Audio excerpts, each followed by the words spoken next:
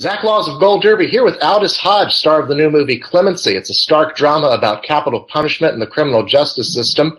Aldis, let me just start off by asking you, I mean, this movie gives people a lot to think about in terms of the prison system and the death penalty. Did this feel like a film that you had to make just because of the message? Oh, yeah. So for me, this film checked off quite a few boxes, you know. It checked off artistic efficacy in terms of trying to be what I consider effective art, you know, being a part of art that has the potential to move the needle, to push the conversation for a progressive reason. Working with really great people, Chinoya Chukwu, our writer-director, she did a real deep dive, a serious deep dive into the subject matter. So it was coming from a place of truth, because she did 4 years of research on the film prior. She volunteered on 14 clemency cases. She even started a script writing program for inmates for it's called a script to screen.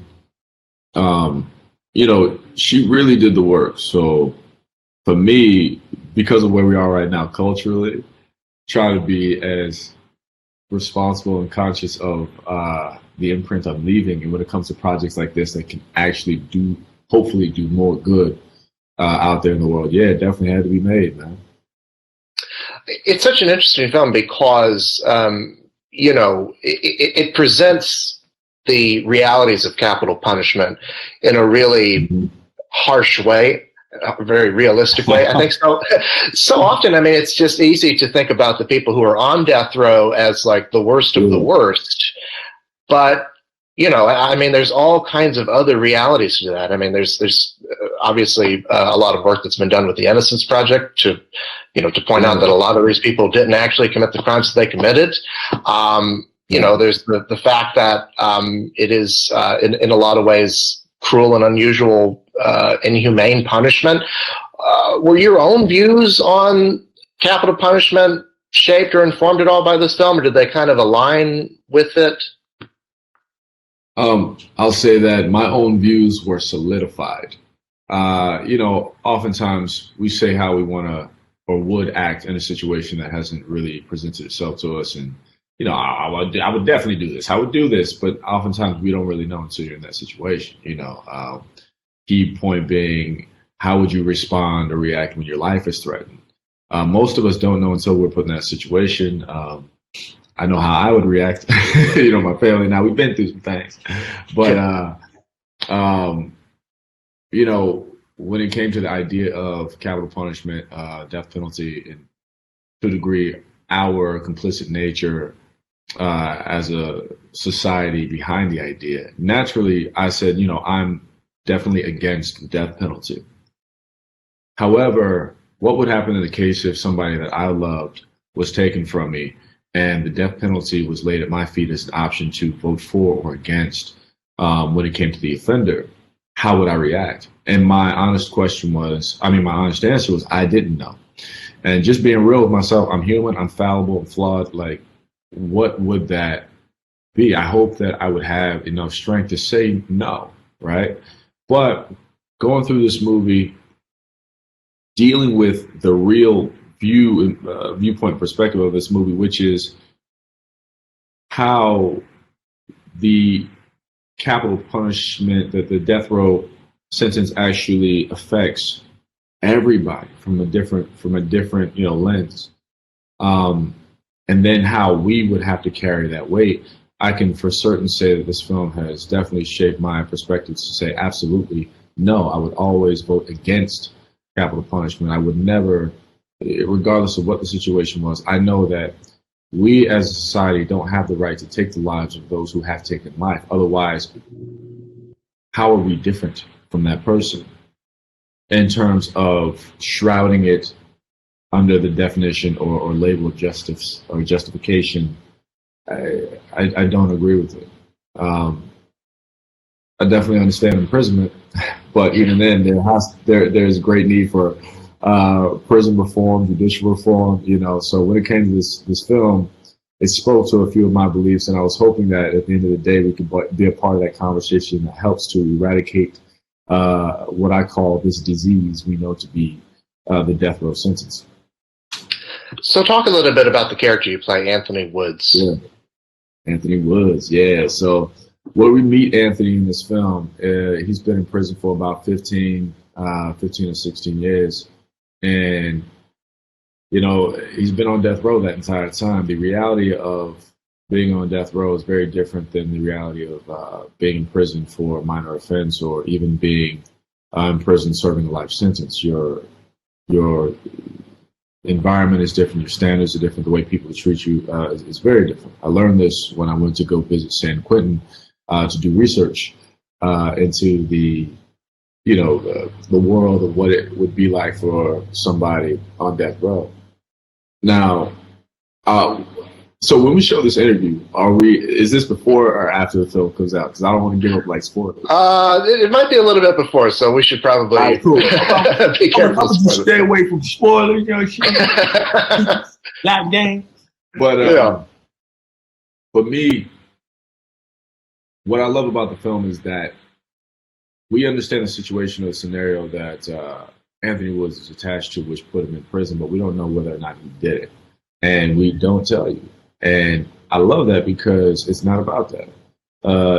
It's not about what he did or didn't do. It's about how we're looking at the situation that he's in, and do we agree or disagree? Especially when there's misinformation presented, especially when there's, you know, evidence saying one thing and then accusations saying another thing. And my challenge was to figure out how to speak to the audience through this character to allow them to see a human being beyond his particular situation. You know, I didn't want them to look at him, oh, here's a criminal, or, you know, he's in prison, he's murdered, did that. We don't know what he did or didn't do. I wanted them to see a human being and see a man, and regardless of what he did or didn't do, can you as the audience see yourself in him?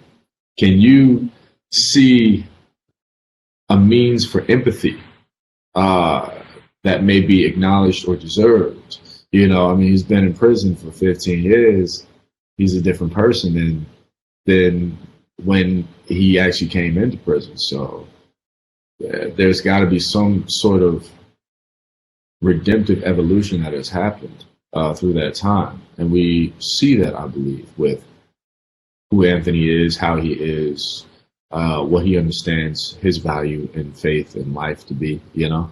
So it was a bit of a challenge, but I love the challenge, which is why I took on the job. I was lucky enough to get the job, rather, you know?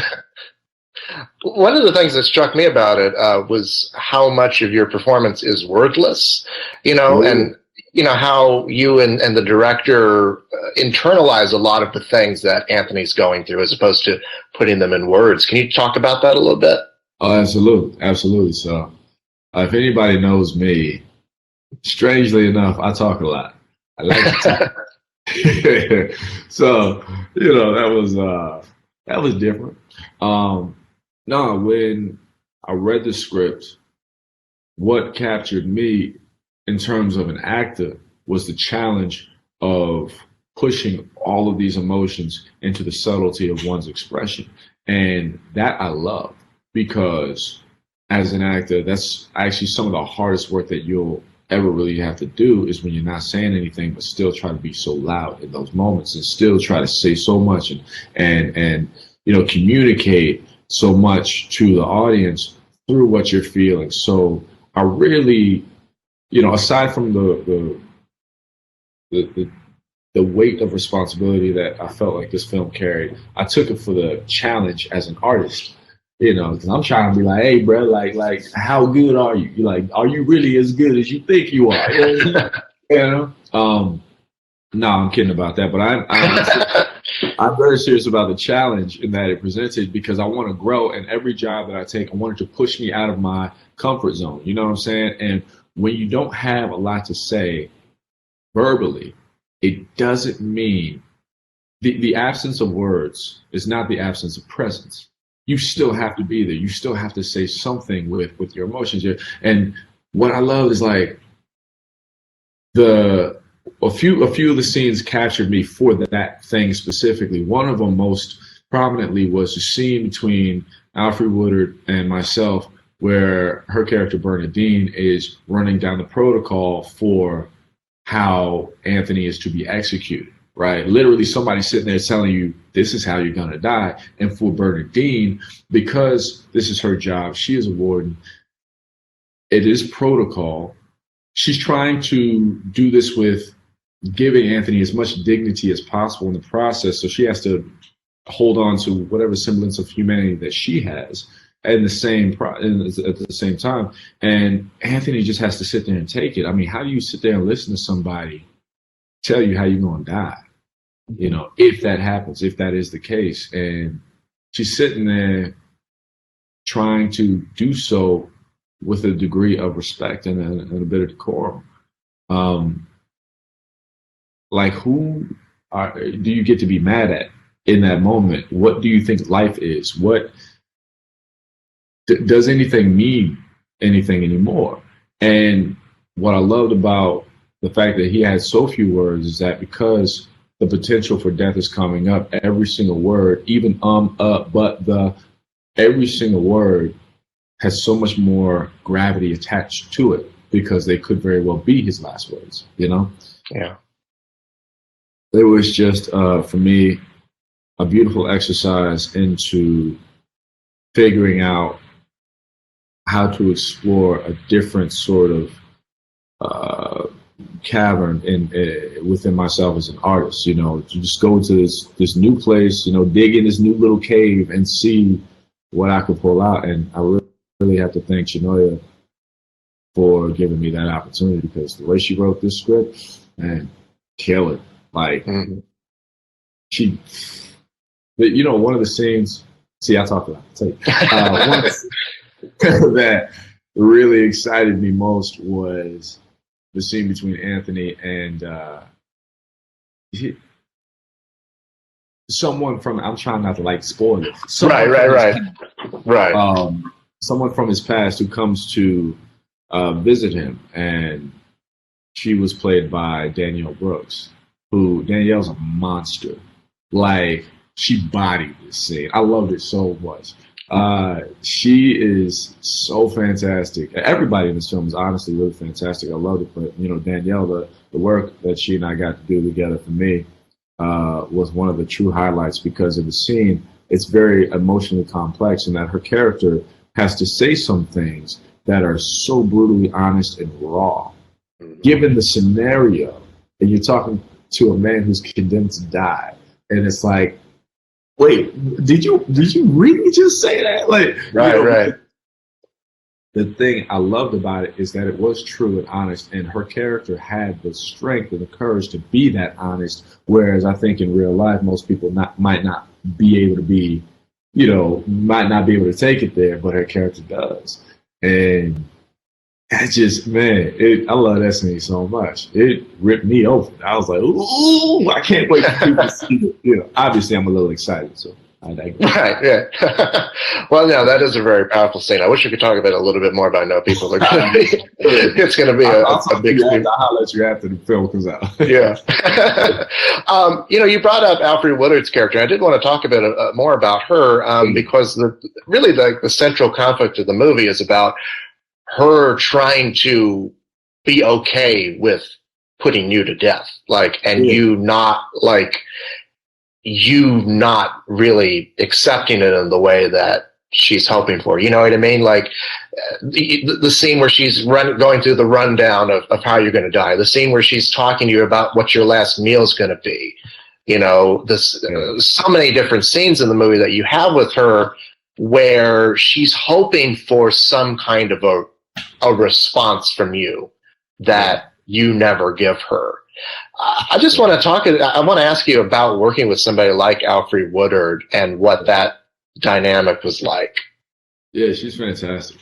So I'll preface this by saying the movie was inspired by Chile's curiosity. I believe it was around like 2011 when Troy Davis was executed in Georgia. Mm-hmm. There was an outpouring of support. A lot of wardens, former wardens, wrote in support of Troy Davis's actual, clemency being granted, and how they disagree with the execution, and speaking to the effect that it has on people who are put in these positions to do the job. The PTSD rate is to a degree equivalent to soldiers who are coming back from war. And we're talking about people who work within the prison system dealing with capital punishment, the wardens, the guards, so Chenoya's question, paraphrasing here, her curiosity was about how to explore the effects of capital punishment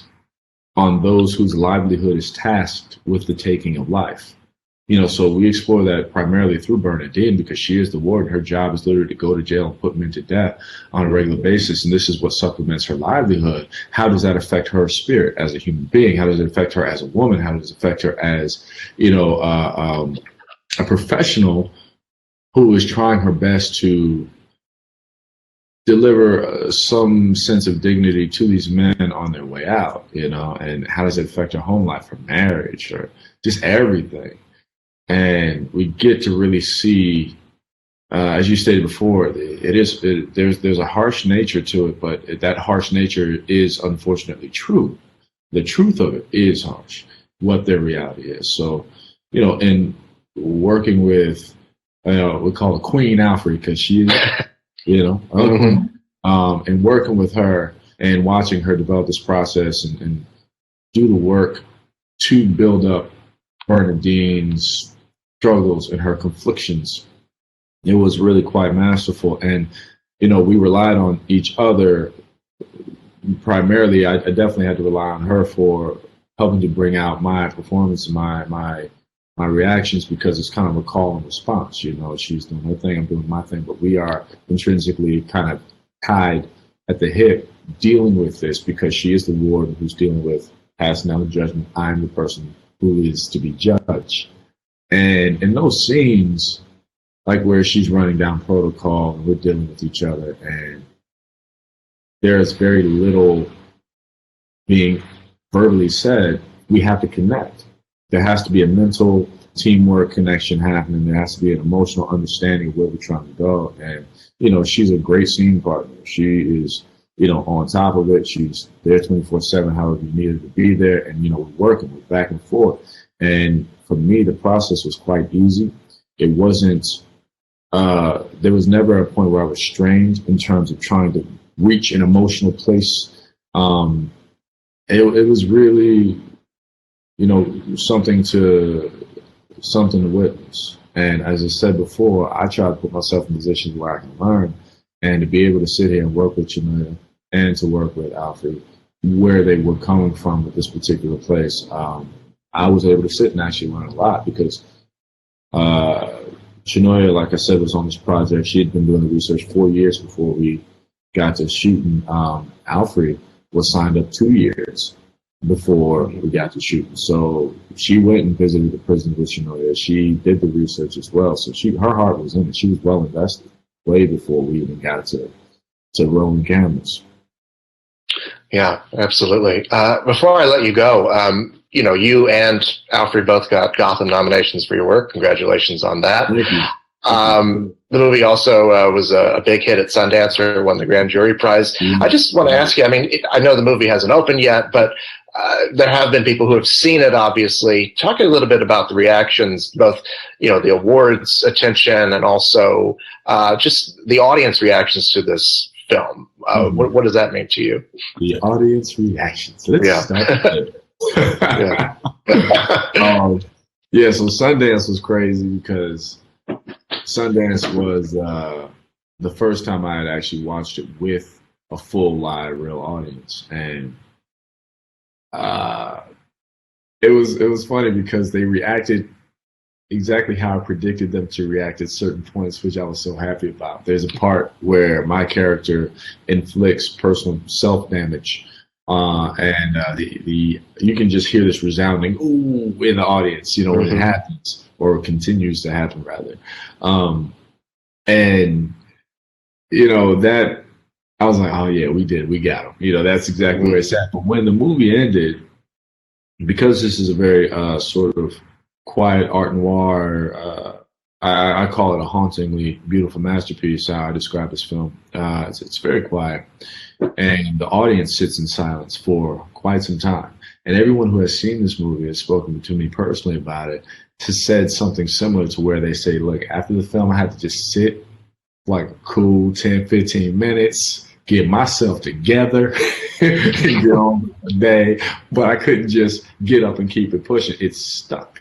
And that's what I love. Then beyond that, there's, the occasional person who will come up and say, after watching this film, now I feel like I have to do something. So what can I learn? Where can I go? How can I get active? How can I actually help? Because now they're effective, which to me is one of the highest compliments, if not the highest compliment, because now we've actually, inspired or affected someone so much that they now have to or want to go do a little bit better or do some more good in the world. And if we can keep pushing that out there, to be a part of that sort of efficacy is really amazing and humbling. And for me, that's just the biggest thing you can ask for. As far as receiving the Grand Jury Prize Award at Sundance, I was very shocked. That was insane. I was like, what in the world?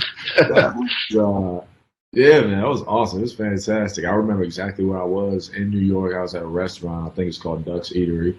And it was at night, and Chanoya called me and was like, yo, did you hear? And I was like, hear what? And I look at my phone, there's a couple messages, it was blowing up. And then, Chanoya, if you've ever met her, she has this infectious energy. She's so just, which is what helped us a lot on set, because she's so just energetic and happy and passionate about the work and the people. And so she just comes, and she's a ball of light and love. Put out when she was like, yo, Grand Jury Prize. And I was like, well, what does that mean? And I looked it up and I was like, I was surprised. Who knows what's going to happen for award season, but I've been in this business for a very long time. And this is the very first point in my career where someone has taken me seriously enough to put me in the conversation with some of these very prestigious awards. To, if we're talking the Oscars, to hear my name associated with Oscar it's incredible. I honestly don't even know how to explain that one. All I can say is, regardless of what happens, to even get to that point, to have that, that's fantastic. That's enough. The Gotham Awards nomination, this is actually my very first time having an individual nomination, and as a lead actor as well. I've been fortunate enough to be a part of some great casts and be nominated along with, and actually have won a few accolades as an ensemble cast. But we see your SAG award in the background there for Hidden Figures. Yeah. That's the home. But for me to individually be picked out, and it's a heavy list of guys. I mean, I think it's Andre Holland, Adam Driver, Adam Sandler, Willem Dafoe. Yeah. These heavy hitters. You know what I'm saying? So to be a part of that grouping, man, I'm really, really, I'm just grateful. I'm happy. I feel like maybe I've been doing something right, I know Andre personally, so I hit him up and I was like, yo, congrats. He hit me back. That's pretty fantastic. I was lucky enough to meet all of the other nominees through some form, shape, or form through the last couple of weeks, and it was nice to be like, "Yo, what's up, man? Like, I'll be seeing you in Gotham," And, it was a cool experience, But this is my first sort of foray into this lane, and I'm just going at it with open eyes to see what happens, how it happens. I'm just trying to enjoy it, but I don't know how to explain it. I mean, I'm happy. I don't want to get ahead of myself and get too presumptuous. I just want to try to take it in, however that is, I don't know, what that means, but I'm just going to take it as it comes day by day. And like I said, we'll see what happens. Well, it's a very powerful movie and deserving of all the kudos that it's getting. Aldis, thank you so much, and congratulations on the film. Thank you, brother. I appreciate you. Thank you.